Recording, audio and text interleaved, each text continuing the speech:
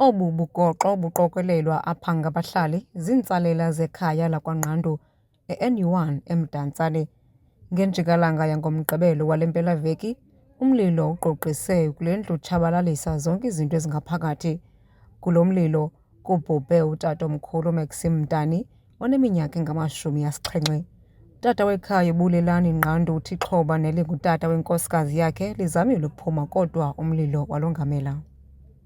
Xa ndifika apha ndifika seliphantsi kungekho kwa engathi ingakwazi utsaleka. Kwatata lowo ebezama shem ngoba ufumaneke ngasemnyango, ebezama into yoba mabe kanti iyaphuma kodwa ke kuba engumntu ebengaphilanga khangakwazi, then watshela apho wabhubha. Ngethuba zifika izicima-mlilo besele kungekho nto enokusindiswa. Abahlali bathi bazamile ukuwucima umlilo kodwa boyisakala. Unathi Chalumano ofike kuqala kwindawo yexhwayelo uthi basothukile. Indoda uSileya andikabikho rayithi nangoku. Wesiba utamkhulu ndiye nambona nangoku caba ebezama uphuma apha kule lounge ezama ukhasa uzama uzinceda yena. Andikabikho rayithi nangoku, nabanye abantu abayibonileyo abakabikho rayithi. Iweske ngoku nomakhulu lo ndihlala naye phaa akakabikho rayithi naye namhlanje.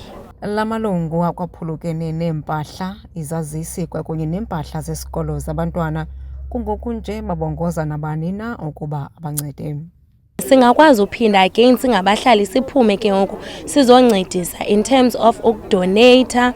It's whether donata ngemali, ngempahla nezo essentials zithile, nenoba i-uniform yabantwana ngoba kunabantwana abathathu apha abanye bafunde Nkululeko abayi-2 oyi-1 ufunde esikhulule, so bazawudinga i-uniform just to restore i-dignity and bring i-normality again. Othethela benkonzo yesipolisi eMonti Hazel Mqala uthi basaqhuba nophando. Ndinguyamkela Mtshiyo weendaba ze-MPK eMonti.